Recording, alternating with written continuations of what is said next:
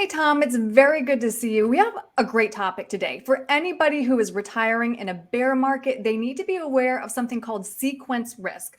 Stocks officially entered a bear market earlier this year. The 60/40 portfolio saw the second worst 6-month period in the last 50 years, with both stocks and bonds declining. So, if you're retiring right now, of course, that presents very unique challenges. And if not handled correctly, you could jeopardize your retirement savings because of something that's known as sequence risk.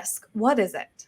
Well, very simply, it's the order in which you are getting returns. Hmm. So, depending on when you're getting negative returns versus positive returns for your portfolio, it could have a slight all the way to a drastic effect on how long your portfolio is going to last for you. So, one of the things we talk about is the red zone, where we say the 5 to 10 years prior to retirement and the 5 to 10 years after retirement, that zone there is probably the most important for what we're talking about, which is the order in which you're getting returns. Right. So, what are we looking at here, Tom? Because this shows precisely what you're talking about. Right. Somebody who's retiring in a down market versus an up market.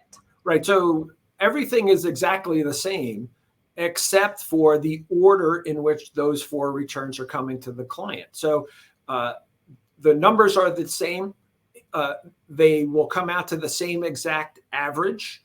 It's just, again, when they're getting those returns, the income is exactly the same, and the life savings amount is exactly the same.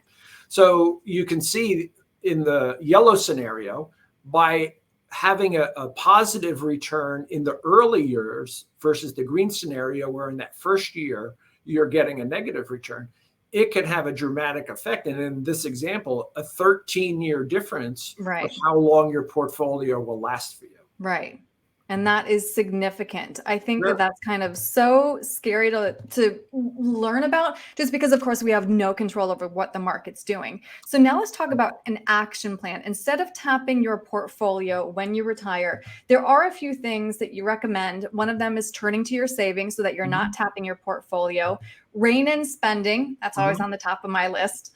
Weigh your Social Security options. And Tom, this is something that you and I have talked about at length, of course, because the Right. sooner that you start claiming your Social Security, the less your lifetime benefit. So that has to be an important consideration. Correct. And last, and you're saying perhaps most important, is a plan for stable income. What does that mean? So the first ones that you just mentioned are kind of standard answers for Mhm. most people. But the stable income one is what I think people should start thinking about is creating guaranteed income streams in retirement. And that's what we mean. So instead of relying on your portfolio to produce income for you in these up and down years, in these roller coaster type of markets, where maybe you don't know from one year to the next what you're going to be getting, you maybe should position some of your current portfolio into, say, an annuity, whether it's a fixed annuity, an indexed annuity, something along those lines that will create a guaranteed income stream for you in the future. Mhm. So again, along with your Social Security benefit and this guaranteed income stream, you'll know what your inflows are going to be during retirement, and that you'll probably be able to live a happier, more content retirement, because if you're matching your guaranteed income streams with your outflows, then you know your bills are going to be paid. Right, precisely. It's that peace of mind that's Exactly. so important, especially Exactly. when you're in retirement.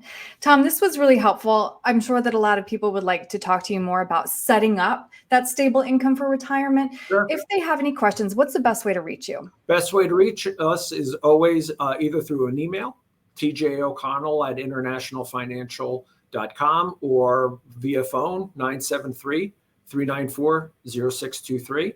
And then they can also visit our website, www.internationalfinancial.com, to get some more information about some of the things that we speak about. All right, Tom, thank you. Thanks, Erin. Great seeing you.